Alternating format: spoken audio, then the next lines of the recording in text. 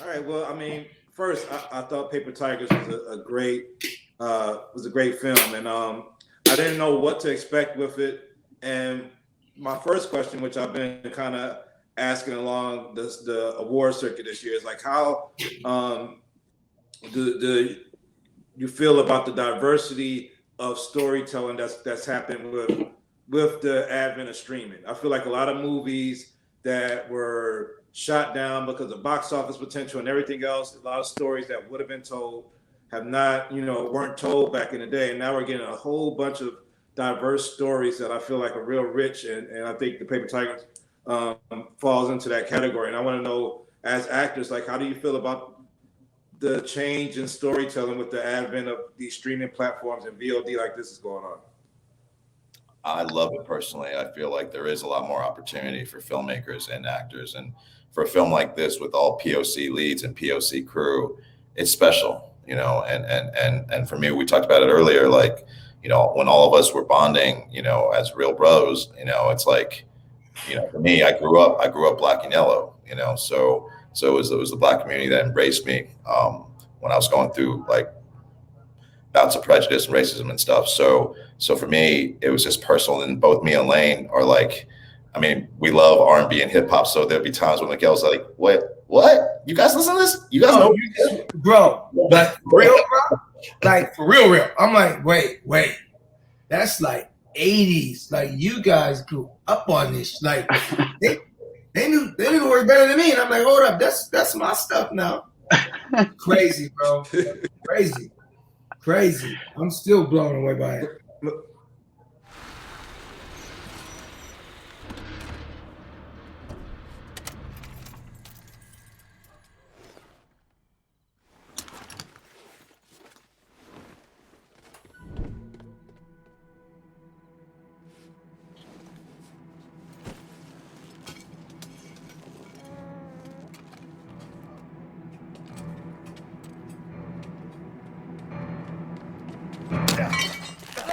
Tiger pounces on cave. Come on, show me what you got. Seriously? Nothing? How about now? Jesus. Hey?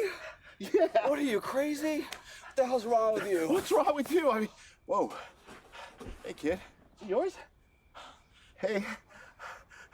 It's a good-looking kid. Doesn't look like you at all. Look, like, how was it for you growing up?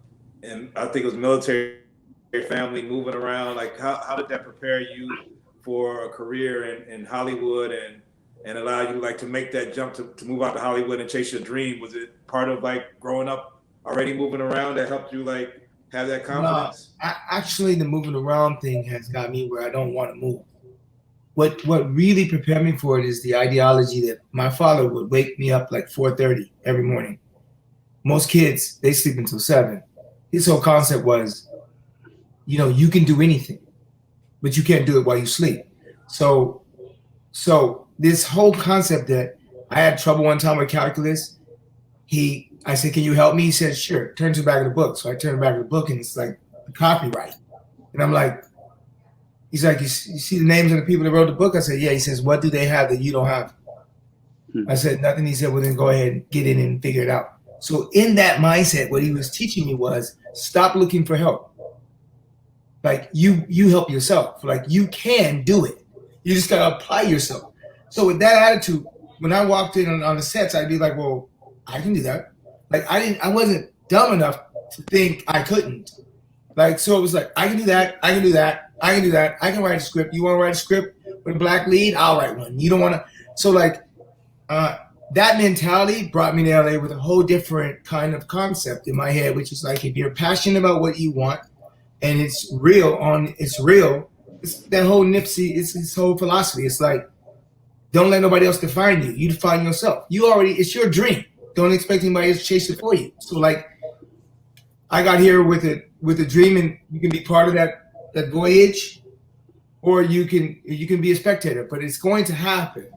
So for me, I think that movies like this and opportunities like this for movies like this to get out, well, it was coming anyway. Like, yes, we have streaming, and that makes it a lot better for a lot of artists. And yes, but these stories, or stories like these, have to be told. And when they are told right, they cross all those BS lines anyway. Go tell Denzel he can't sell overseas. Go tell Will Smith he don't sell overseas. Like, if the story is told properly, and it's a story that generates and crosses all lines, like I think this one does, and it's about love, and it's about the things that really matter, and it resonates, it's going to resonate worldwide, like it just is. So, like, yeah, I think cable has really opened up the opportunities for a lot of stories that wouldn't be told to get through. But this one, I think, is kind of special in its own, and I think I'm really excited for the world to see it, because I think we have an opportunity right now with the conflict, quote unquote, to kind of squash some stuff, like just end it, like give people a real peek inside of what's going on in our relationships, because you don't know, sitting way over there trying to tell us what they are. You have no clue what you're talking about. So I relish the opportunity to be part of something that I think now with all the streaming that you will not be able to not watch. So like you'll get an opportunity to see it and see what kind of impact we can have. You know what I mean? Because it's all about creating other opportunities for other opportunities. You know what I mean? Yeah, and I know, like one of the moves that you had is a part of your characters kung fu was like stuff would slow down for you, and you would be able to see these moves coming. And I wonder, like in life, what is there anything in life that you equate to that, where stuff is slow, where you see stuff through like a slower prism, where you can see it coming, and you know, and you can react to it better because you're in some type of you manifested some peace or something that you're able to see stuff coming at you slowly?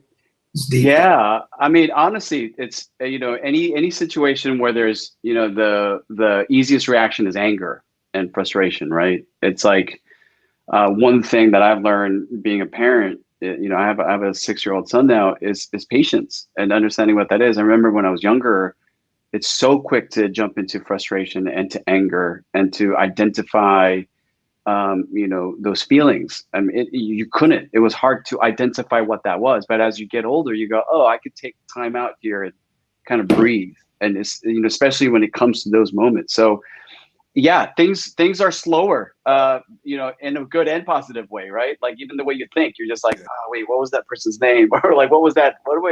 Who was that actor? Like, everything slows down, and for good and for bad. But I think, you know, to answer your question, when it comes to any moment where you get frustrated or anything like that's where the age, the wisdom, the experience comes in, and you go, wait a minute, this is going to pass. Everything in life is temporary, and those are the things that come through life lessons. Is that, you know, anything that you can, even when you're happy, it's like, you know, this is great. Let's celebrate this moment. But it's not going to last very long. So yeah, those are the moments that would definitely slow down for me.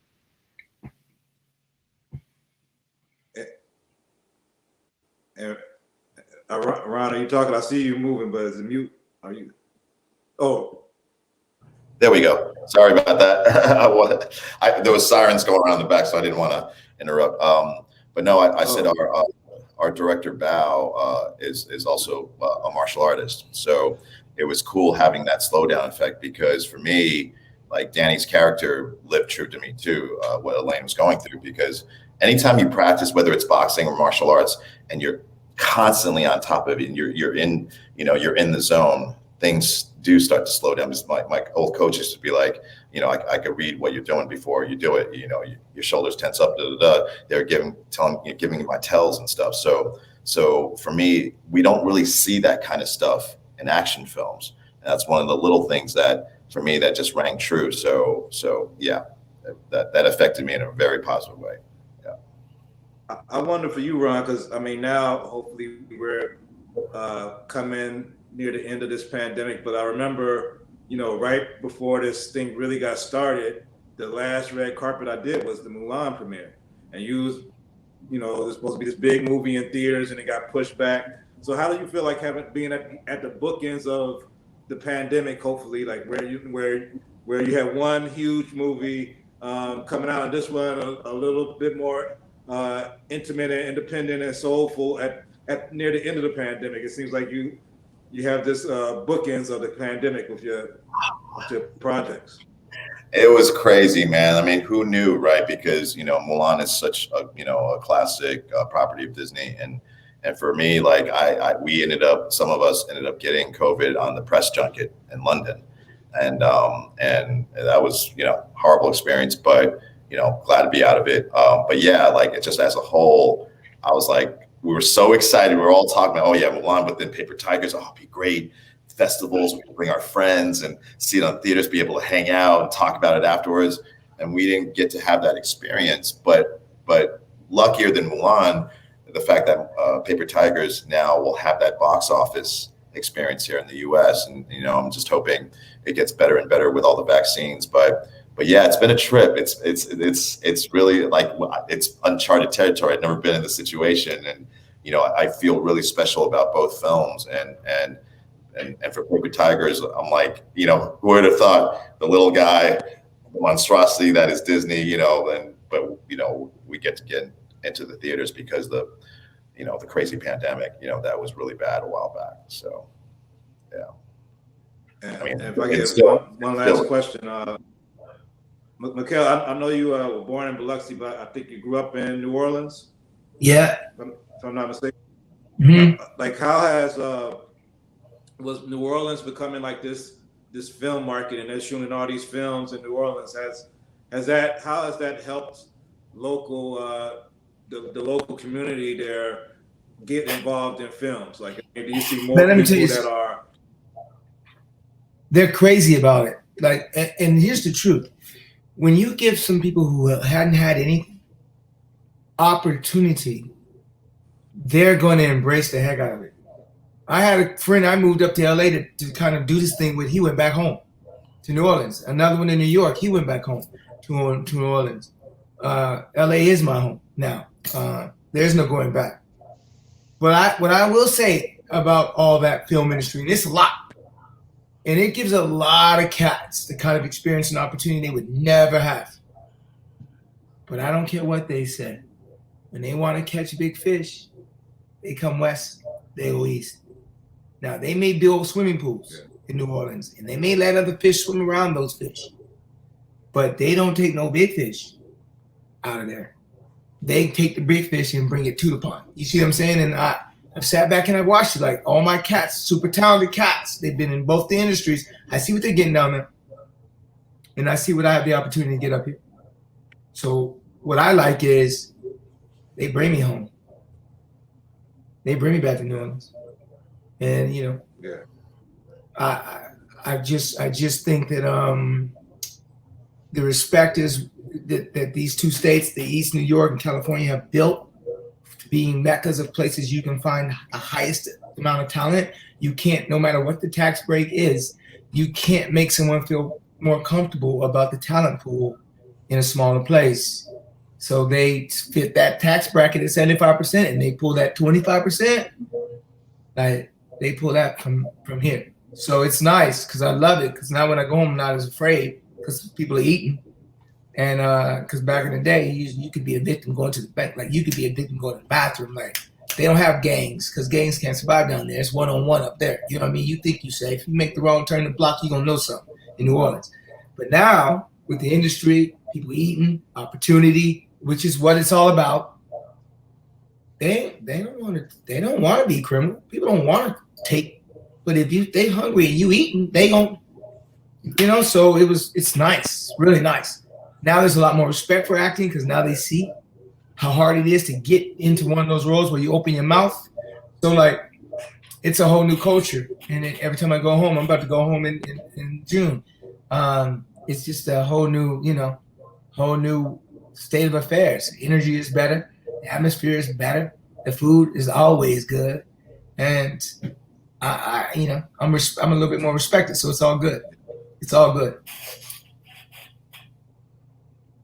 Well, I hope we get a Paper Tigers too. I mean, I really love the story and how inspiring, how it was teaching about fatherhood and keeping your promises and all these little elements I think are like important to see in film and storytelling. So congratulations on a great film, a great project. Can't wait to see you guys on all the projects you got coming in the future, and take care. Be well. Yes, sir. Thank you, man. Thank you, brother. Appreciate you. Appreciate it. Thank you. See you in theaters May 7th. You heard me?